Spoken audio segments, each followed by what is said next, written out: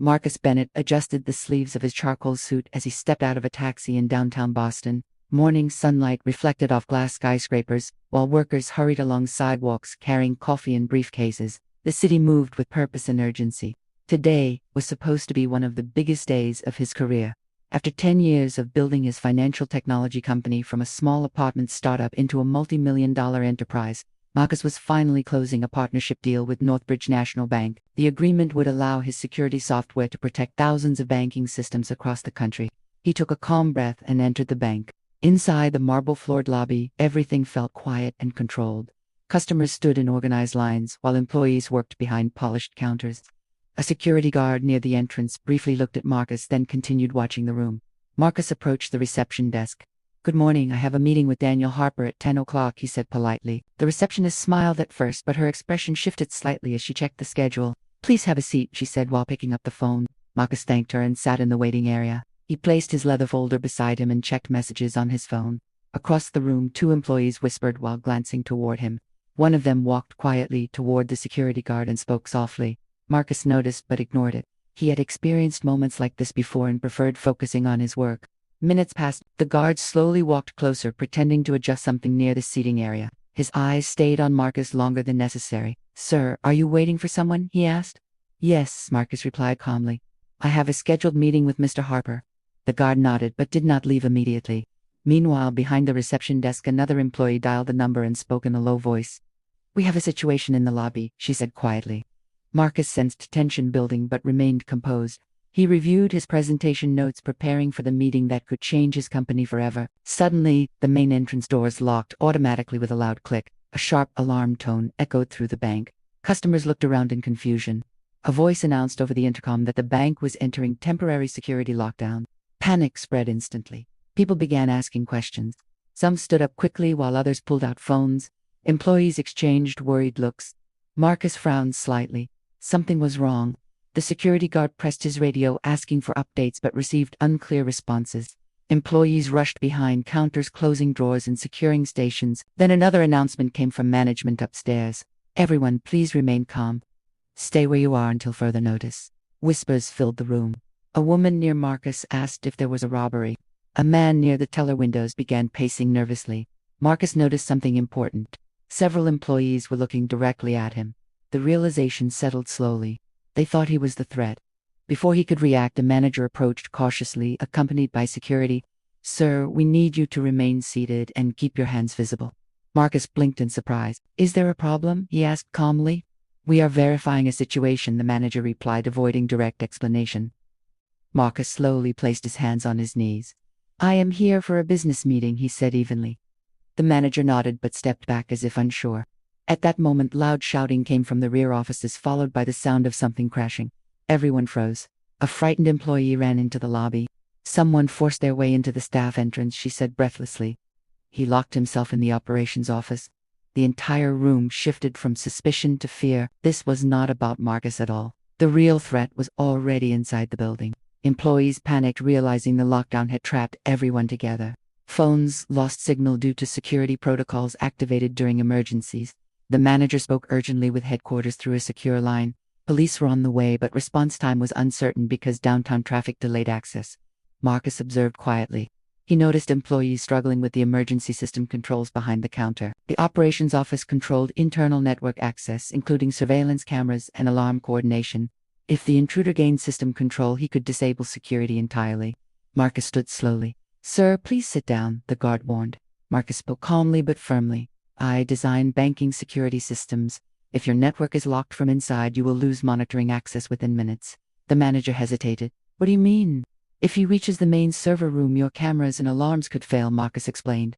"You need to isolate the internal network now." The manager looked uncertain but desperate. "Can you help us?" Marcus nodded. He moved behind the counter, guided by staff. Employees watched, nervously realizing the man they had doubted might be their best chance. Marcus accessed the terminal and quickly analyzed system alerts. Lines of warning messages flashed across the screen. "He is trying to override access permissions," Marcus said. "I can block him, but we need to act fast." He instructed an employee to disconnect a secondary router while he initiated manual firewall isolation. His fingers moved quickly across the keyboard. Within seconds, several systems stabilized. Security cameras came back online showing a masked man inside the operations office attempting to open locked cabinets. Marcus redirected camera feeds to management screens. "You can monitor him now," he said. Relief spread across the room. Police communicated through external security lines using information Marcus helped restore. Officers prepared a coordinated entry knowing the intruder's exact location. Minutes later, authorities entered safely and arrested the suspect without injury. The lockdown ended. Silence filled the lobby as tension finally released. Employees looked at Marcus with shock and gratitude. The same manager who had treated him cautiously earlier approached slowly. "Mr. Bennett, I owe you an apology," she said sincerely. "We misunderstood the situation earlier." Marcus gave a small, calm smile. Today was stressful for everyone. Daniel Harper rushed downstairs moments later after being held in a secure office during the incident. "Marcus," he said, shaking his hand firmly, "I just heard everything. You protected our entire system." Marcus nodded modestly. "I only applied what I built my company to do." Harper looked around the lobby. "You did more than that? You kept everyone safe?" Customers began thanking Marcus personally. Some admitted they had assumed the wrong things when security focused on him earlier. Their expressions carried embarrassment mixed with respect. Later that afternoon, news crews gathered outside the bank. Videos from customers spread online showing Marcus guiding employees through the crisis. Headlines called him the man who saved a bank during lockdown. During an interview, a reporter asked how he felt about being initially suspected. Marcus paused before answering. "Fear makes people rely on assumptions," he said calmly. "But moments like today remind us that understanding each other matters more than quick judgment." His words spread widely. Northbridge National Bank publicly announced a partnership with Marcus' company that same week, highlighting both his expertise and leadership under pressure. Employees who once watched him with suspicion now welcomed him warmly whenever he visited. Months later, Marcus returned to the same bank for the official launch event. The lobby felt different.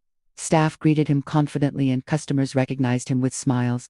As he stood near the entrance, he noticed the same security guard from that morning. The guard approached quietly. "I judged too quickly that day," he admitted. "Thank you for showing patience instead of anger." Marcus shook his hand. "We all learn at different moments," he replied. The event celebrated innovation and partnership, yet Marcus reflected on something deeper. Respect often begins where misunderstanding ends. The day that started with doubt became a lesson shared across an entire organization. Training programs changed, conversations opened, awareness grew, and Marcus understood something clearly. Real change rarely comes from arguments. It comes from moments when truth becomes impossible to ignore. As he left the building that evening, sunlight reflected off the glass towers again, just like the morning of the lockdown. But this time people did not look at him with suspicion. They looked at him with recognition.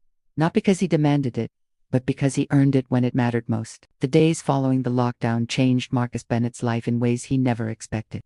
At first he believed the attention would fade quickly and everything would return to normal. Instead, the story continued spreading across news platforms and social media. Customers who had been inside the bank shared personal accounts describing how calm he remained while everyone else felt overwhelmed by fear.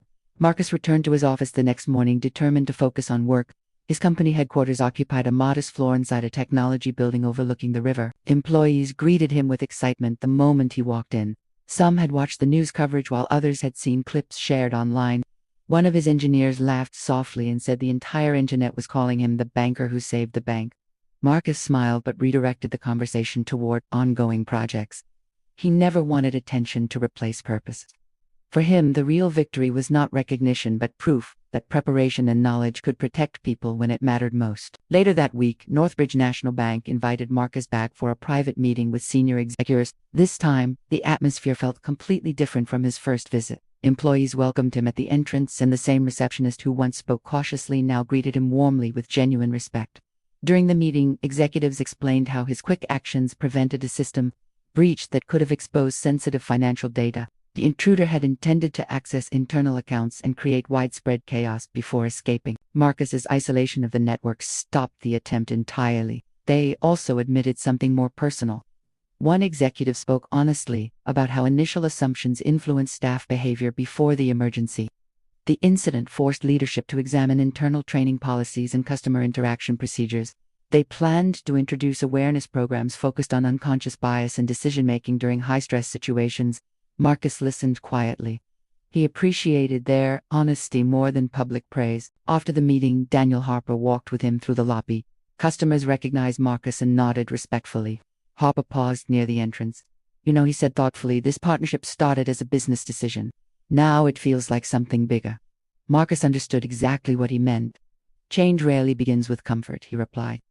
Sometimes it begins with uncomfortable truth. Outside reporters waited again, hoping for another statement. Marcus answered only a few questions before leaving. He avoided dramatic language and focused instead on teamwork and learning. His calm tone became one of the reasons viewers connected strongly with him. People expected anger yet found patience and clarity instead. Weeks passed and Marcus received invitations to speak at universities and leadership events. One invitation came from a high school where students study technology and business entrepreneurship.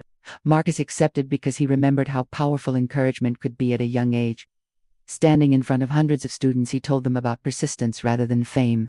He explained how building skills mattered more than proving others wrong. When a student asked how he stayed calm during the lockdown, Marcus answered honestly. Fear spreads quickly, he said. Someone has to slow it down. Calm thinking gives everyone else time to breathe. The students applauded loudly. After the event, several young people stayed behind, asking questions about careers in technology.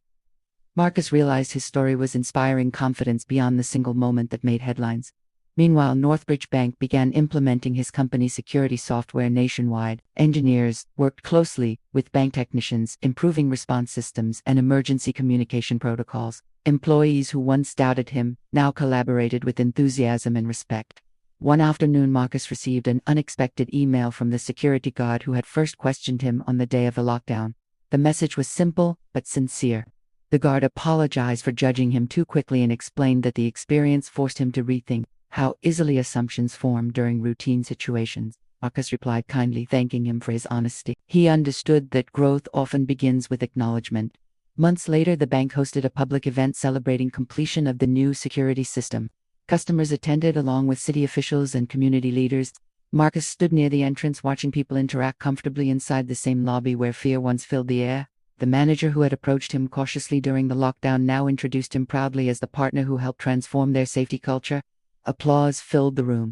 Marcus felt grateful but also reflective. The moment that changed everything had lasted less than an hour, yet its impact continued shaping decisions long afterward.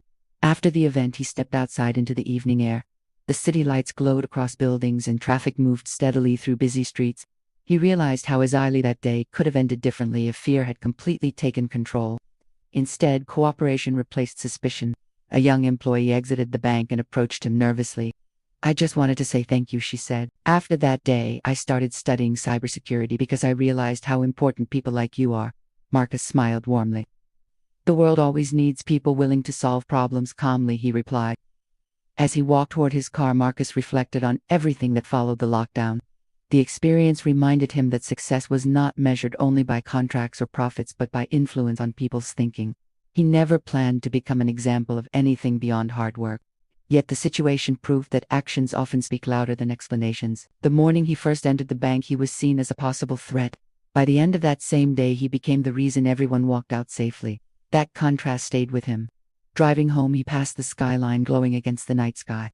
Each building contained thousands of stories unfolding quietly. Some moments would be ordinary, while others would reshape lives forever. Marcus understood now that respect grows through experience. When people witness courage and competence firsthand, their perspectives shift naturally. The lockdown was no longer just a frightening memory. It became a turning point that encouraged conversations about fairness, awareness, and trust. And somewhere in the city, another young professional would walk into a building hoping to be judged not by assumption but by ability. Marcus believed that future was possible. Because sometimes one moment of truth is enough to start changing how people see each other. And sometimes the greatest impact comes not from proving others wrong but from showing them a better way to see.